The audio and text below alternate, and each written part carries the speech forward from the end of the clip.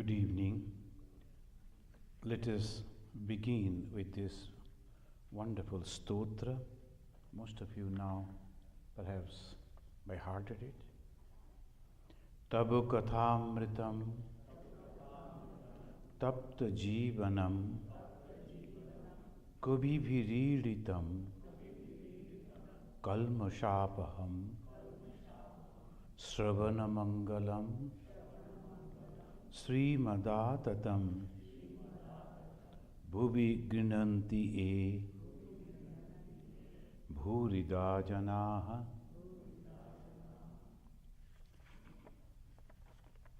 Bhagavan Sri Ramakrishna, he was discussing with the devotees.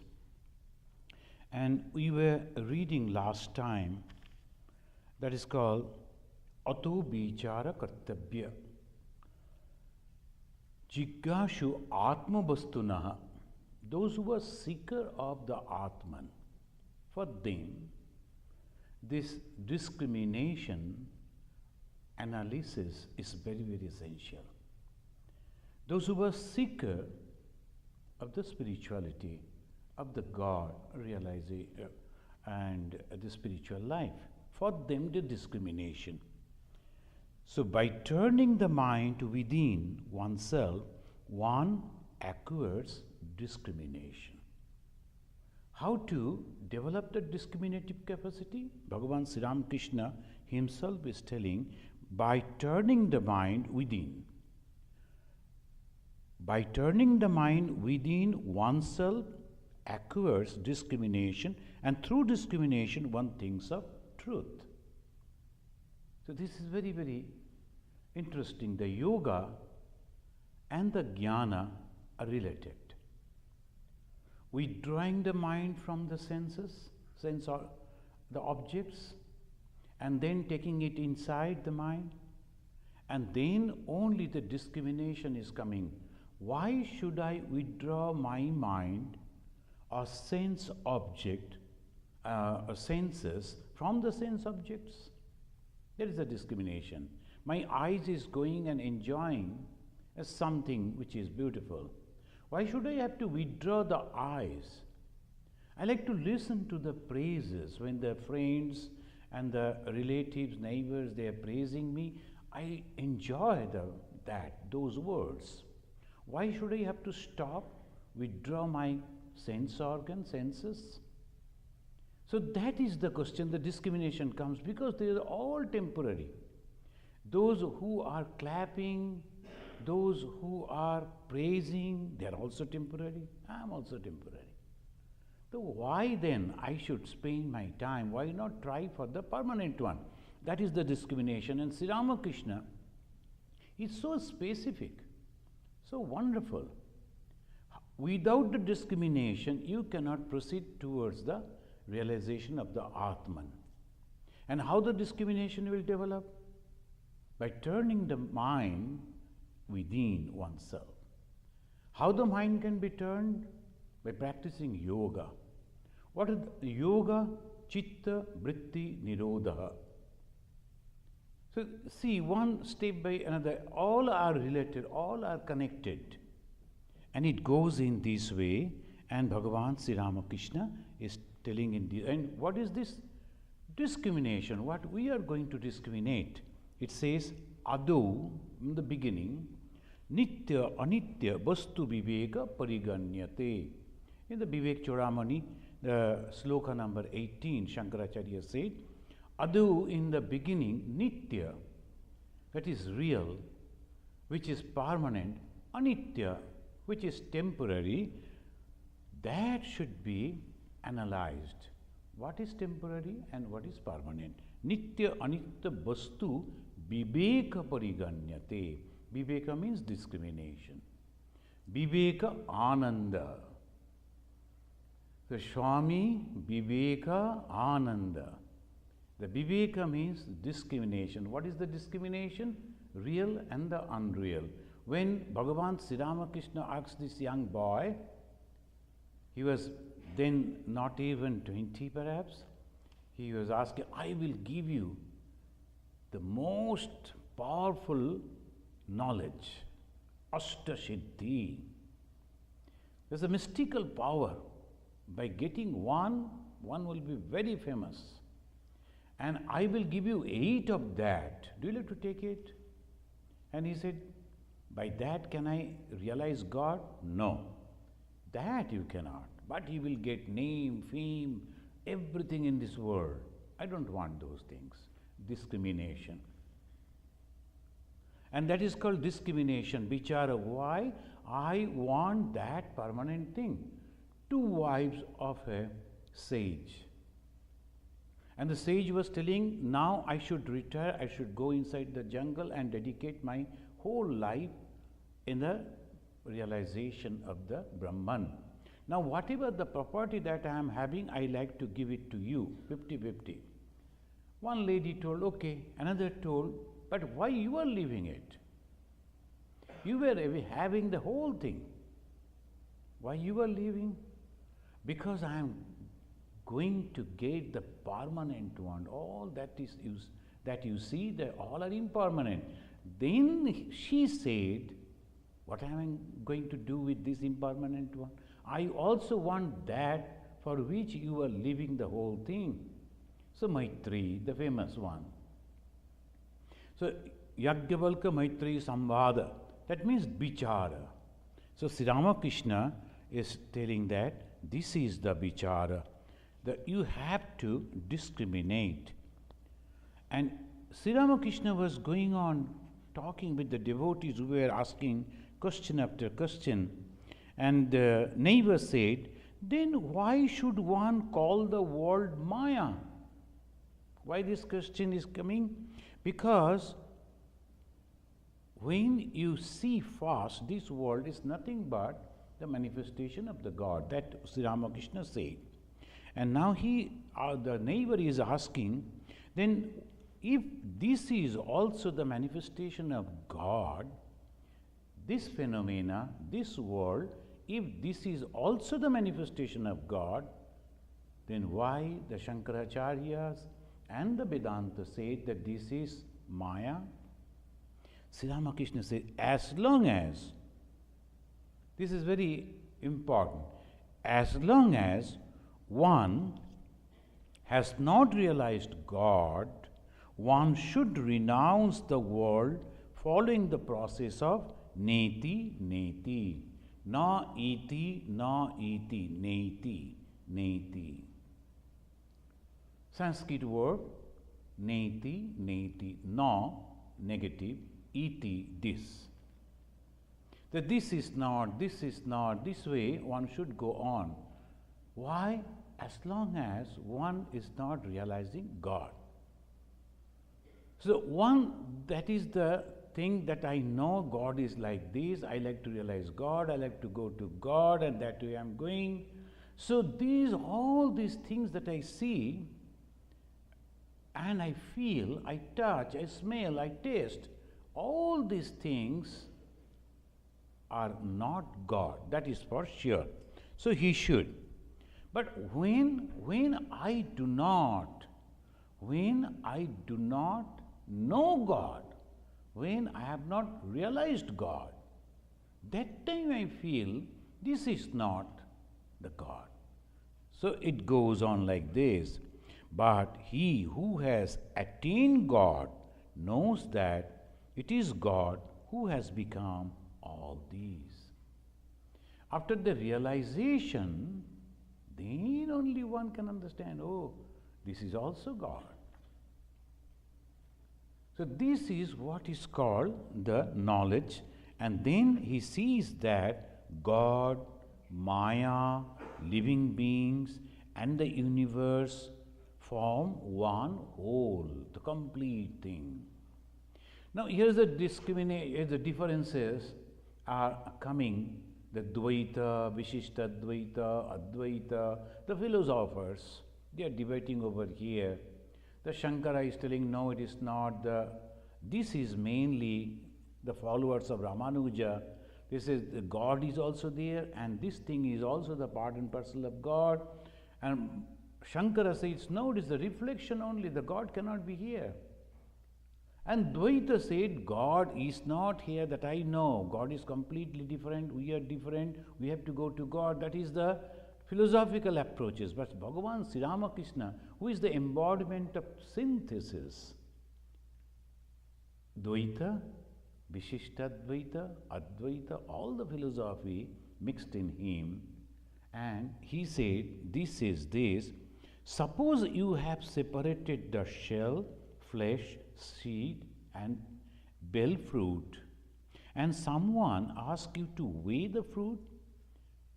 Naturally, to weigh the whole fruit, you have to take everything, the seed and the shell. That is not, you are not going to eat it, but at the same time, what is the total weight? So this is, so that what Sri Ramakrishna is telling, if you have to talk about God, you have to take everything.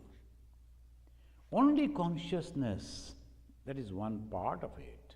And the same consciousness has become, in a wonderful way, either in reflected way or tat srishtva tadiva anupravishat, he manifested it or created it and entered into it as if. That way also the same. It is the process of evolution and involution. He is not telling creation. So that every Hindu should understand the subtle points of the Hinduism. It's not creation. Creation is something which was not before. It is evolution and involution. It is just projection and again going back. Inside the film it is already there, and when it is properly projected, it is coming out. So involution, suddenly coming out, the world after its dissolution remains involved in God. And God at the time of creation evolves as the world. So I was telling the other day our Shiva, he is considered as the god of destruction. And when you talk about that Brahma, the mythological god, he is the creator. He is creating. And then after the creation, Vishnu is preserving, protecting. And then Shiva is destroying. The moment we talk about Shiva, but so calm and composed, how come that he is destroying? Then we talk about he became angry, he killed and he danced and he destroyed. That's the imaginary. He is not destroying anyone. He is not killing anyone. It is the total, the equilibrium of all the three gunas. When the creation means it is breaking, the equilibrium, the tranquility is breaking. So Sattva, Raja, 3 and Tama, these three, sometimes one is more, one is less than the creation. And when all the three are completely same, no creation. Who can do that?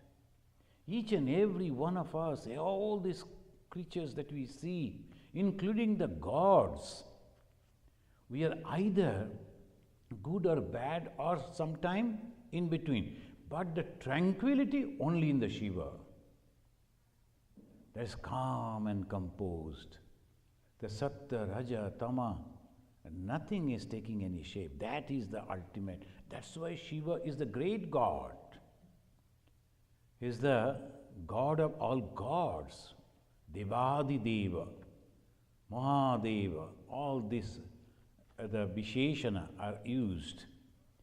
Why? Because he can control his mind. All the time Shiva is sitting so calm, so composed. Even the snakes, when they are passing through his body, they don't feel that it is a living body. Like that he is sitting. So that is called the Shiva.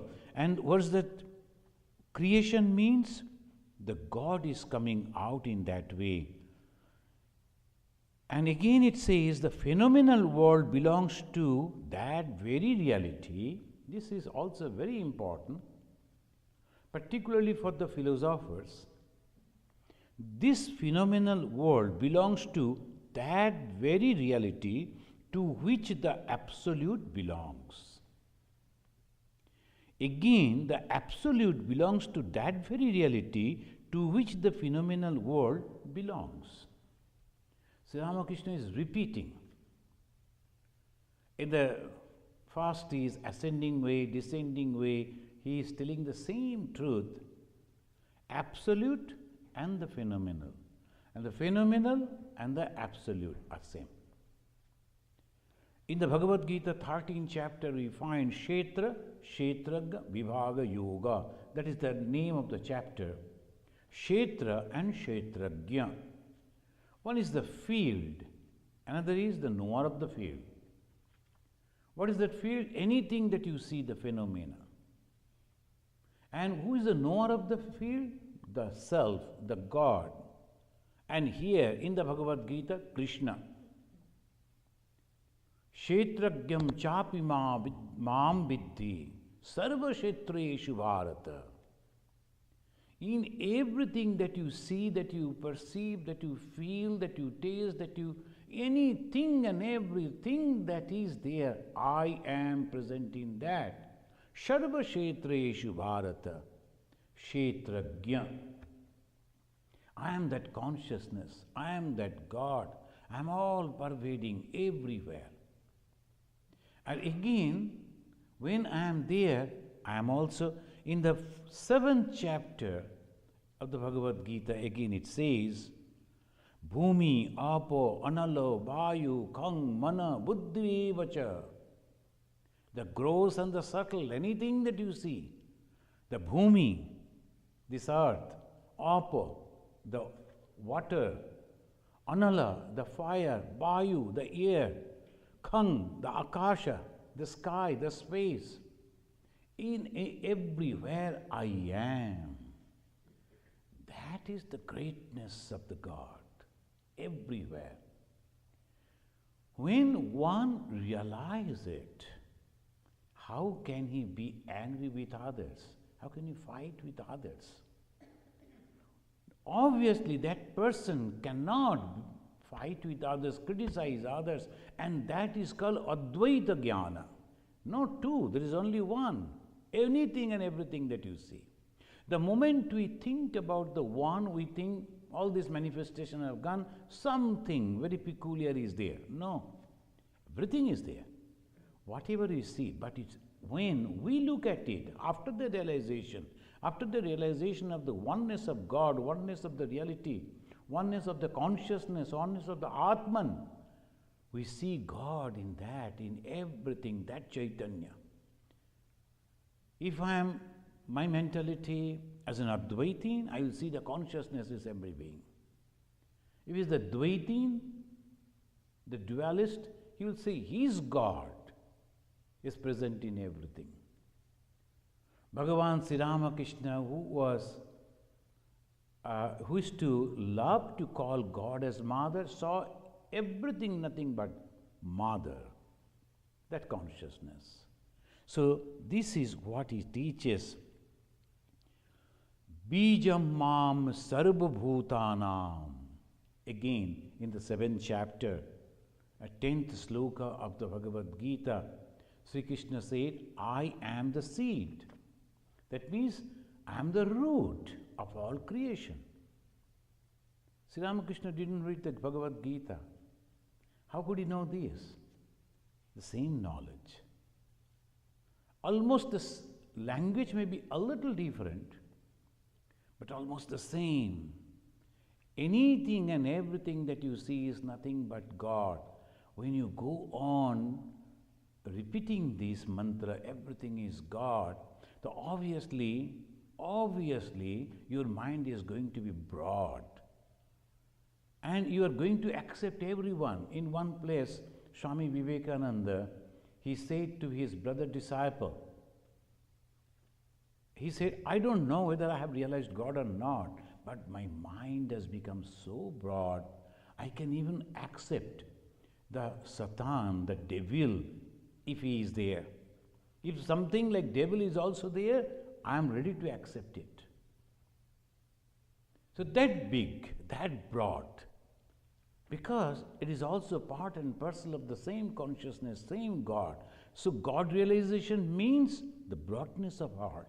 If anyone is jealous about someone, criticizing others, finding fault with others, maybe he or she is just proceeding, but mostly in the base, is in the very, very primary stage of the spiritual life. He or she may claim that I am a monk, I am a spiritual personality, I am this, I am that, but how to prove it? This is the proof. So you have not understood anything. So here Sri Ramakrishna said, the phenomenal world belongs to that very reality to which the Absolute belongs. Again, the Absolute belongs to the very reality to which the phenomenal world belongs. He who is realized as God has also become the universe and its living beings. That's Bhagavan Sri Ramakrishna's very favorite disciple. And as in the Mahabharata we find the Vidura, the great knower of the God, and he is transmitting his power to his beloved, that is Yudhishthira. Just before the death, the Vidura was sitting under a tree. The king Yudhishthira reached over there, and Vidura looked at him and transmitted all his power. In the Upanishad it is there, it is supported, and it is possible. It's called Sampradana. In the Sanskrit they call it Sampradana. Sampradana means giving away without accepting anything, expecting anything, giving. Whole thing, Sampradana. This Sampradana was done by the Vidura to the Yudhishthira. Same thing we see in the modern time. Bhagavan Sri Ramakrishna looking intently to his beloved disciple, the Narendranath, who afterwards became Swami Vivekananda, giving everything, all power. Then he is telling, today I have given everything to you. The Sampradana. So this is possible. What is that power? This is the power, these qualities. See, tomorrow, today in India, they are celebrating Buddha Jayanti. Here in America, it will be this tomorrow, the Bhagavan Lord Buddha, the thrice blessed day. He was born, he realized the truth, and he passed away on that particular day, so thrice blessed day. And here, Rabindranath Tagore also 25th, Pachishe Vaishak, as this, all the people who are and are known to this, the literal world, they are celebrating Rabindranath Tagore, the very famous poet, but he was not an ordinary poet, he was a philosopher. And almost many people they think after reading his this writing that he was also the realized soul. And in one place he is translating, the world today is wild with the delirium of hatred. The conflicts are cruel and unceasing in anguish. Crooked are its path, tangled its bond of greed. All creatures are crying for a new birth of thine. O thou of boundless life, save them. Rouse thine eternal voice of hope. Let love's lotus, with its inexhaustible treasure of honey, open its petals in thy light. So, Rabindranath Tagore is writing about Lord Buddha. When the Buddha was asked, what is actually the real path? How it is possible to think about the holiness? The Buddha is telling, Aseb Banacha Balanam, Panditamcha Sevana, Pujacha Pujaniyam, Etam Mangalam Uttamam. In the Pali language he said, but in the pronunciation is little different. Never ever be to those people who are bad people, who are thinking evil, doing evil, the bad type of people who thinks only about themselves, the selfish type of people, and creating problem for others. Always be away from them. That is the first teaching of spirituality. If you have to develop, then you must have to be away from this type of associations. The bad associations means bad influences, bad thoughts. And obviously, it's not the body, it's the mind that is affected. The mind that is influenced, the good or bad. So he says, asata seva, those who are bad type of people, selfish type of people, crooked type of people, never ever serve them. And sometimes we go, it's okay, he or she is just like this, but still we go on over there. Maybe we are having a secret agenda within our mind. No. You are actually supporting that, and that is the reason. Seva, sometimes bad people, they are earning money by cheating others, and then they are bringing that money to pay to some holy person. If the holy person accepting it, that means supporting indirectly that bad action, and obviously taking part in that bad action. So the Buddha said, should not. But at the same time, Sajjana seva, Panditancha sevana. Sajjana seva. Those who are good people, try to help them. Try to have their association in whatever way it is possible. These are the two things. And those who are respected, you must pay respect to them. And he says, Pujacha pujjaniyanam. Those who are really respected, you must respect them. Don't feel jealous. Don't criticize them without doing anything. Most of the people you will find, they are constantly criticizing the religious people. They think they're all, can you live like that? And do that type of work? Some people constantly, they will be criticizing the good people. Or someone who is trying to do good. You first go, try to do that, then only. So these are how a human being can develop. This is and he goes on giving one after another. The Dhanancha, Dhammachain, Chariyancha, etc. In the Pali language is difficult to pronounce. That is Dhanam, and constantly discussing about the dharma, the spirituality. Either I am listening, or I am reading, or I am discussing. Like this, if we go on, then again and again the impression of the good things will be on our mind. I am going on taking the name of God.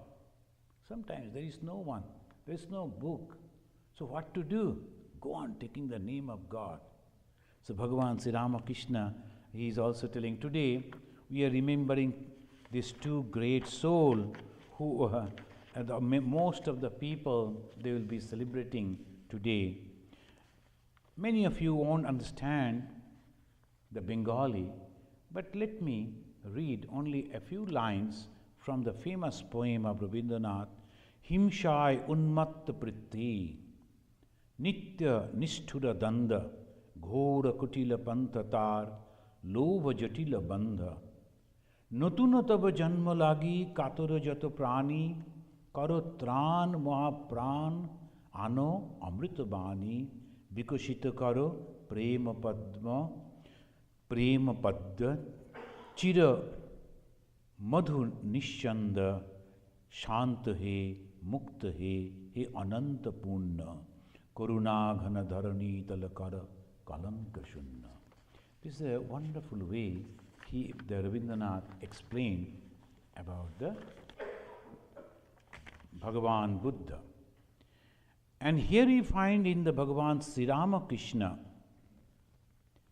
when Sri Ramakrishna is telling that Everything that you see in this phenomenal world is nothing but the God. And what is that reality, that consciousness, that God? It is also the phenomenal world. One who knows the truth knows that it is he alone who has become father and mother, child and neighbor, man and animal, good and bad, holy and unholy, and so forth. Yo mam vetti tattataha. In the Bhagavad Gita, Sri Krishna is telling, if you know me tattata, what is that tattata? This. And he is everything. Very unfortunately, those who are following the path of Krishna, accepting him, Krishna, as their only goal, and following the teachings of Bhagavan Krishna, misunderstanding. Many of them. I really wonder why they can understand this simple thing. If the God is everything, how I can criticize others because I am criticizing another form of God? So this, what he said, Lord Jesus said, once you have seen the Son, you have seen the God. So that is the beauty. Once you have seen the Son, you have seen the God. So naturally, when you have seen the creation, you have seen the Creator too. A neighbor said, then there is no virtue or sin? He is a very clever person. It's good that he was going on arguing and putting some questions so that we are getting the wonderful answer from Sri Ramakrishna. He is telling that if everything is he, then there is no virtue and there is no sin. Now you must listen what is the answer of Bhagavan Sri Ramakrishna. Majority of the people may not understand because they always go with the emotion. Emotion is the one thing. But the vichara, discrimination, and understanding the thing in its true sense, it needs the Dhi Shakti. Sri Ramakrishna is telling, they both exist and do not exist. The neighbor, you may please remember, is asking if the God is everything, good, bad, everything, then there is no virtue and there is no sin. The whole spiritual world is only of these two things, virtue and sin. Either you belong to God or you belong to devil. Virtue and sin. And since the Vedanta says, and Sri Ramakrishna also telling in the same way, that everything belongs to God, then naturally the question comes up, then does it mean that there is no virtue, there is no sin?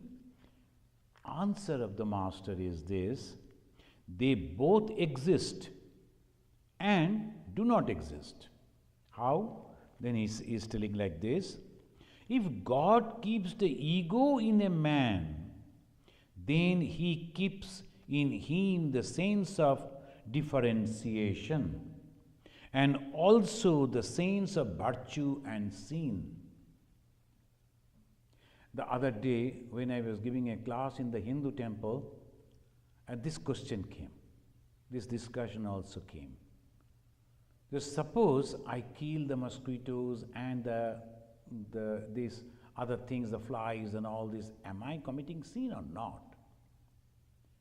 Some of the people, particularly Jains, they try to avoid that too, very strongly. And that's why they will be always with the mask.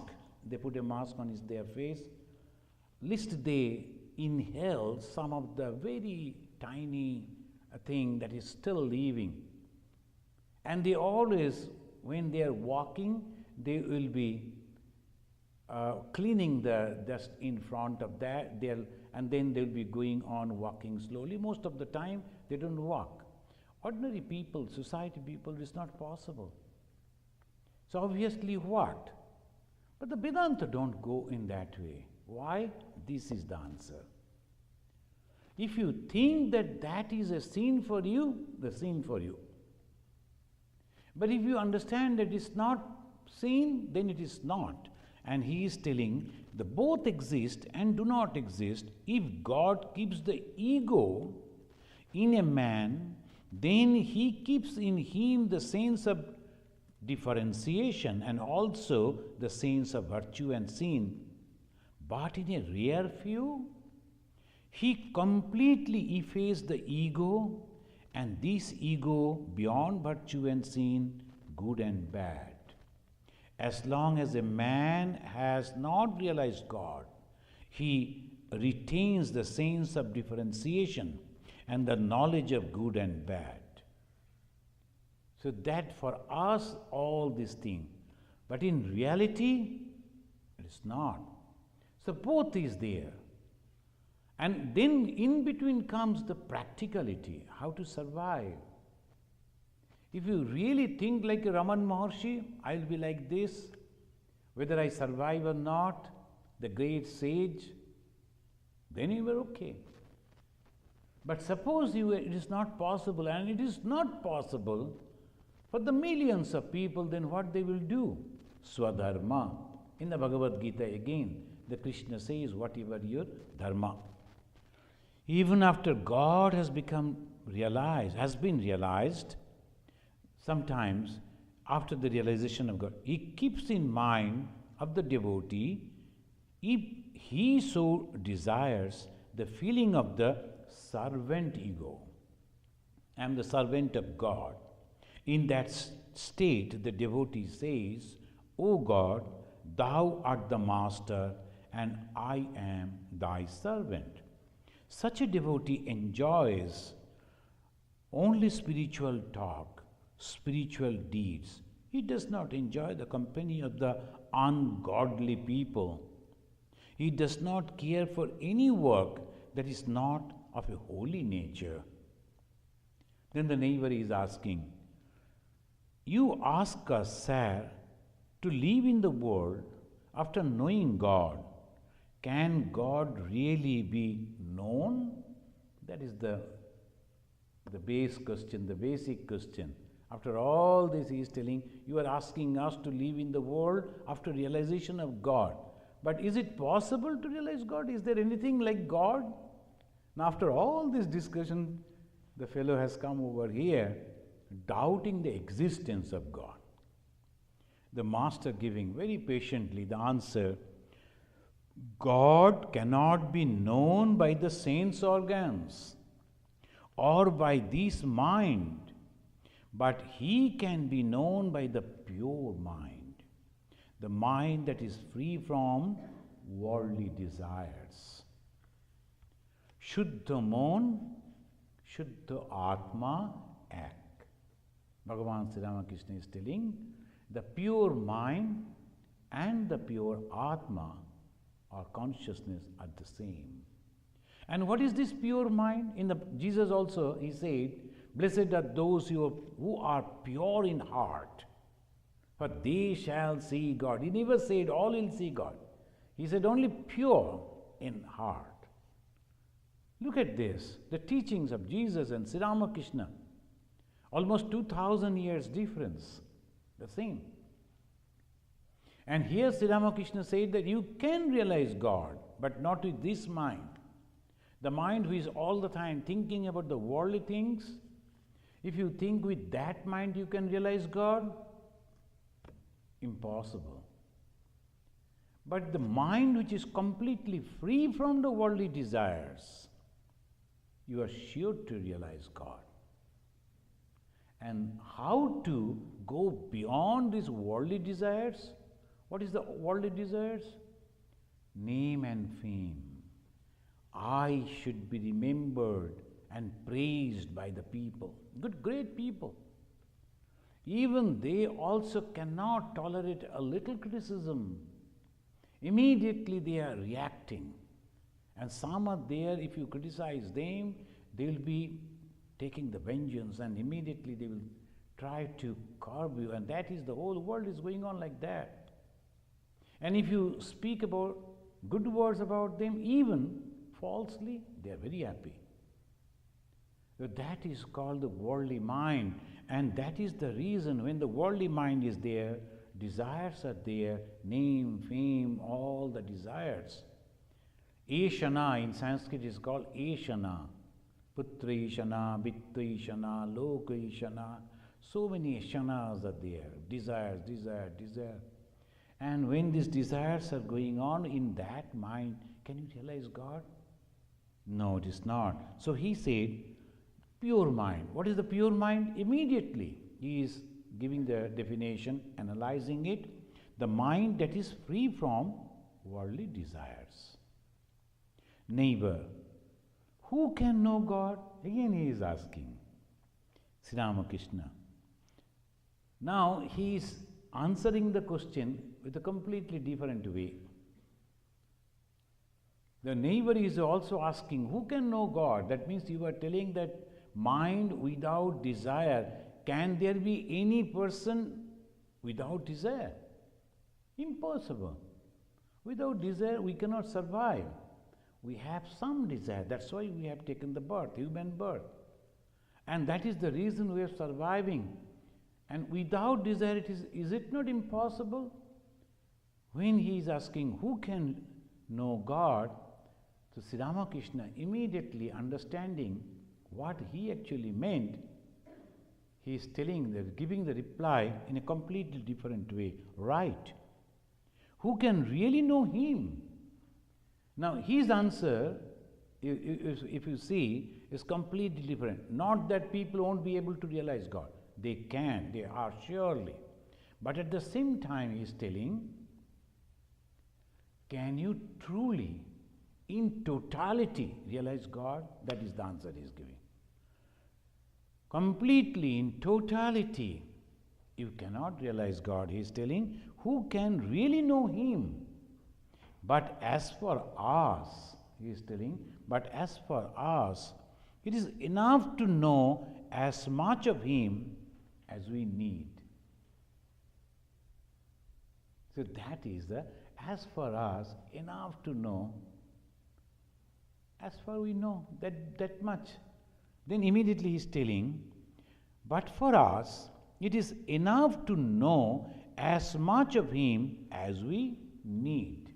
Completely understanding God, is he the creator, is he the sustainer, and how he is creating, how he is sustaining, if he has created, why he is destroying, all this in totality, it is impossible. Is God is having the form, whether the God is not having form, on all this is all psychological thing and philosophical things goes on, the debates goes on. But for us, a little satisfaction, I am complete. Whatever the idea that I am having, if I get that much, I am happy. So that he says, right, who can really know him in totality? But as for us, it is enough to know as much of him as we need. What need have I of a whole well of water? My jar, one jar is more than enough for me. When one glass or one jar full of water is sufficient for me, suppose I have gone to somebody's house and in the night I want a glass or 2 glasses of water. Now shall I go and ask, do you have the full tank, or what is the source of the water, how much water containing over there? What is the necessity? Immediately Sri Ramakrishna is mentioning, giving an example. An ant went to a sugar hill. Did it need the entire hill? A grain or 2 of sugar was more than enough for the ant. That is the thing. We always try to know God, whether these and that. If you go, the most of the people, they are writing about this, that, and they'll be comparing study going on. What is this religion is telling, that religion is telling, what Buddha said, what they say. What is the necessity? If you like to be a professor, go. But if you want to realize God, take one idea and hold to that. That's all. And its neighbor said, we are like a grain of 1 or 2.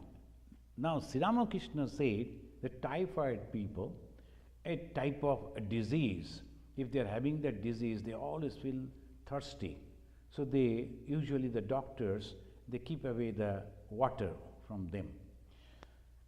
The neighbor, remembering that, he is mentioning, "Sir, we are like the typhoid patients. How can we be satisfied with one jar of water? We feel like knowing the whole God."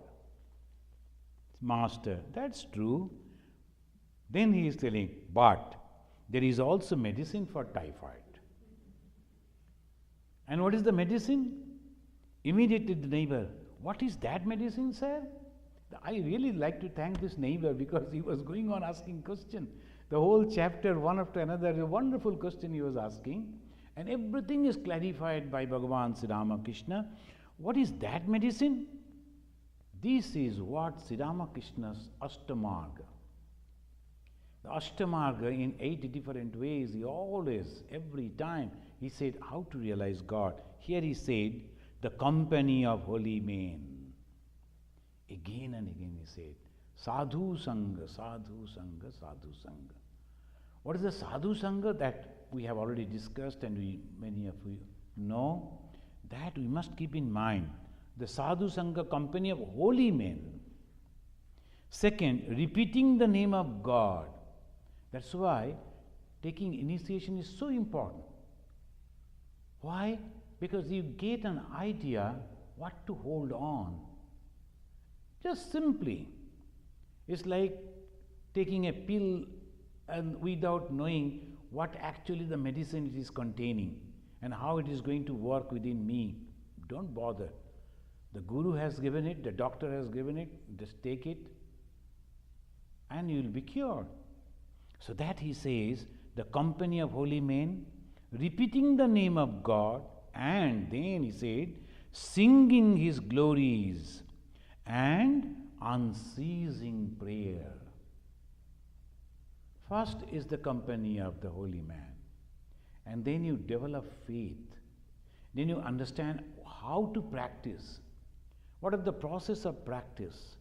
Then you choose a path and an ideology, an idea to go forward. First, this is called the company of holy men. You get all this. Then you come back and yourself going on repeating the name of God. And then finally, when you are very happy after repeating the name of God, that won't content you. You're singing his glories. That is, what are the qualities of God? Those things are automatically coming within us. And you are singing the glory and unceasing prayer. Constantly, continuously going on praying to him, believing that someday, knock the door, it will be open unto you. And again in the Jesus, in the Bible he said, knock the door, knock the door, knock the door.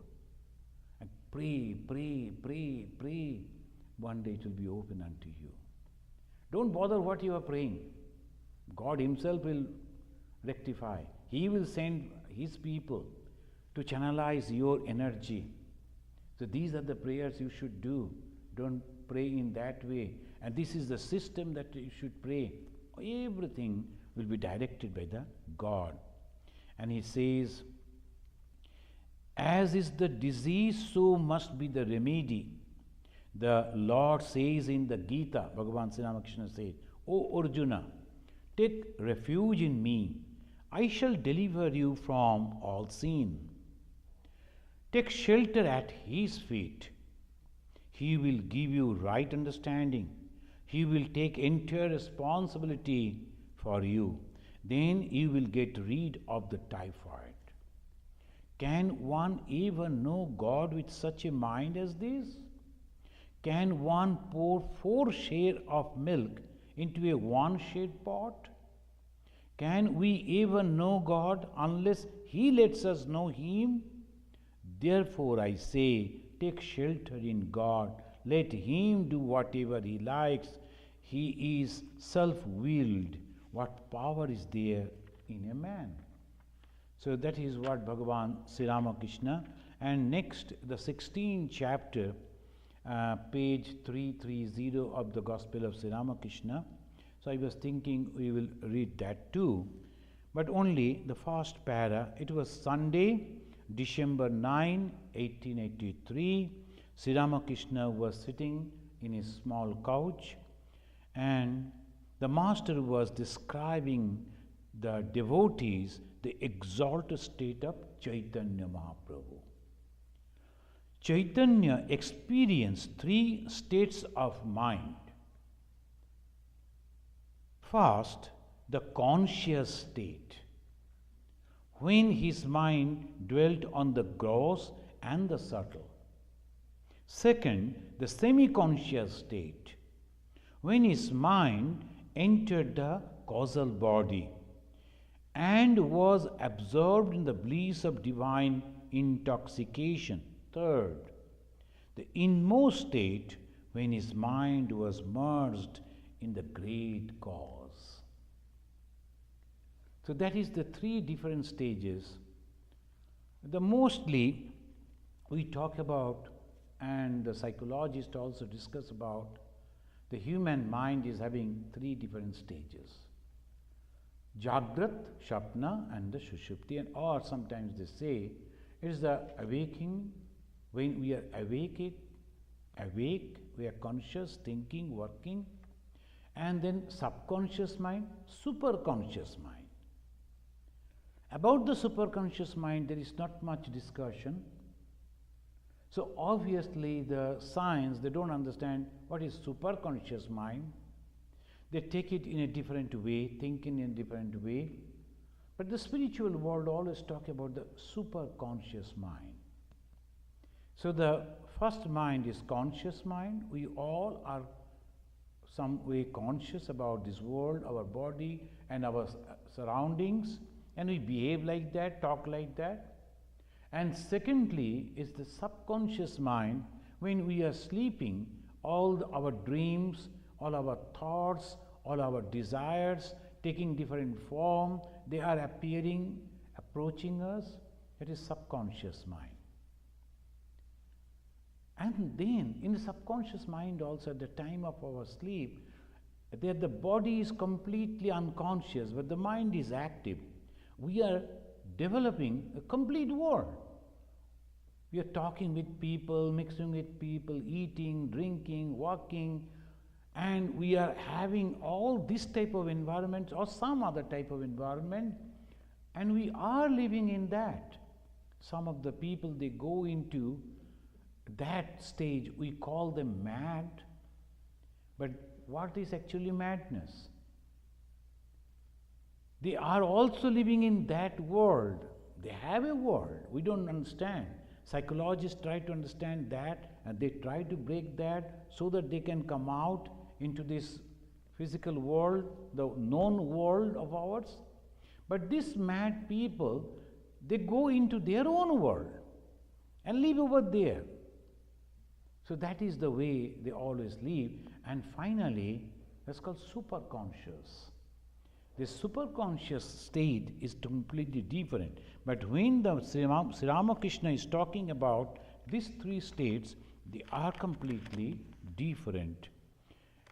You know that these three stages, the conscious, and in that conscious, mind dealt with the gross and the subtle.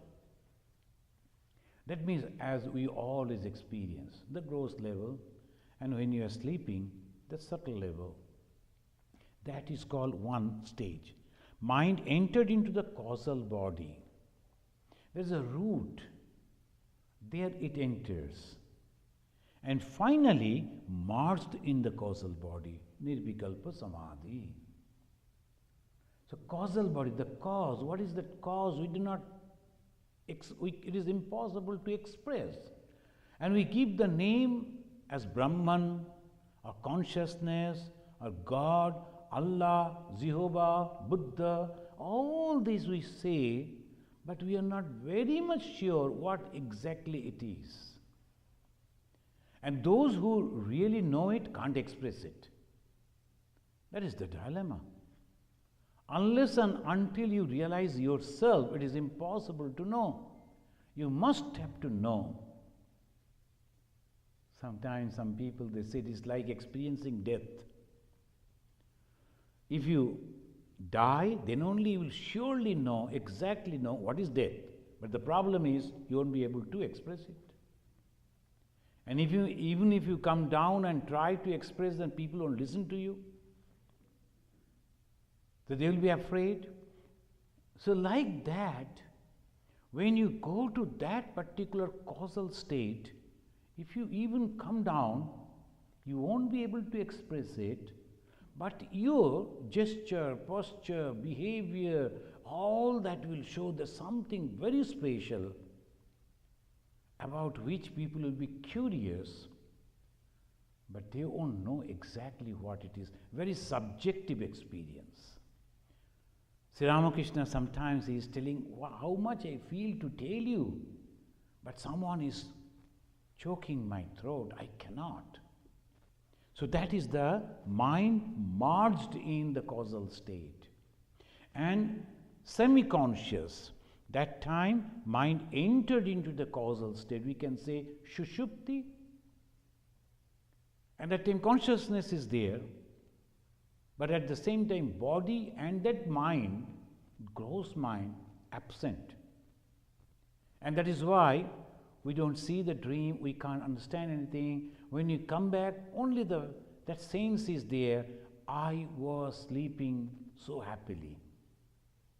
And of course the present, this one. The Chaitanya Mahaprabhu, about that, he was telling this Mahabhuta Ahamkara Buddhi Abhyaktamevacha Indriyani Dashaikancha Pancha Cha Indriya Gochara.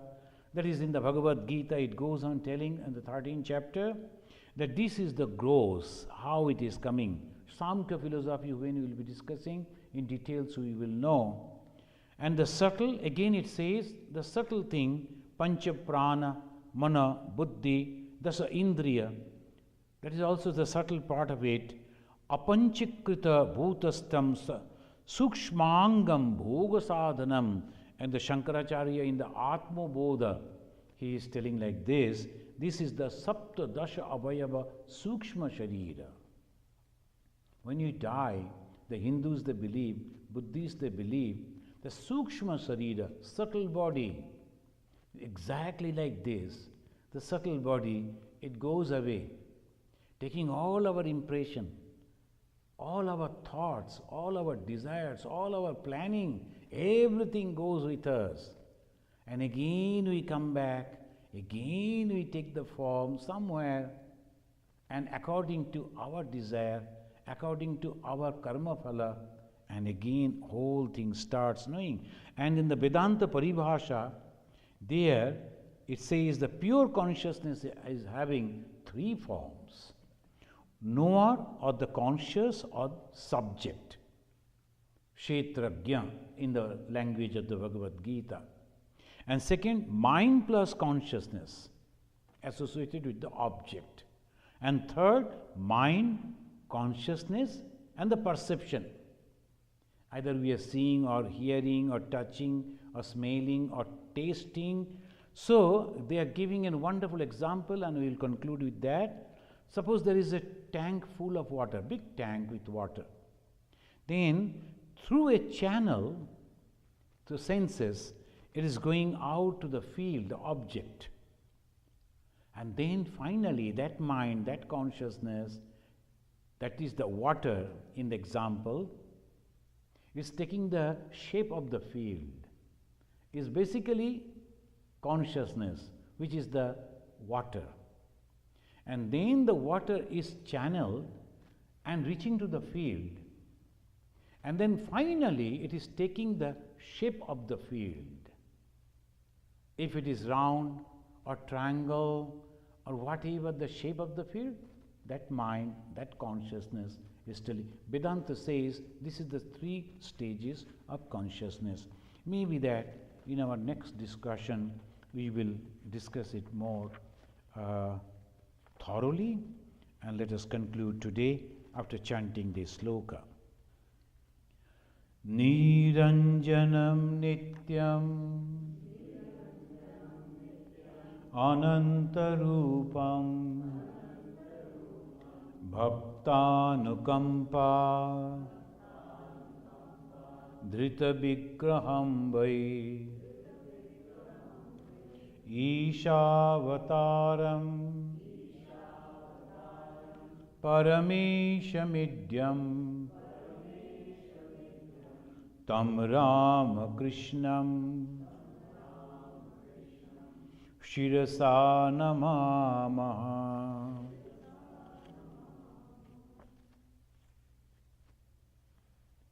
Om Shanti Shanti Shanti Harihi Om Tat Sat. Sri Ramakrishna Arpanamastu.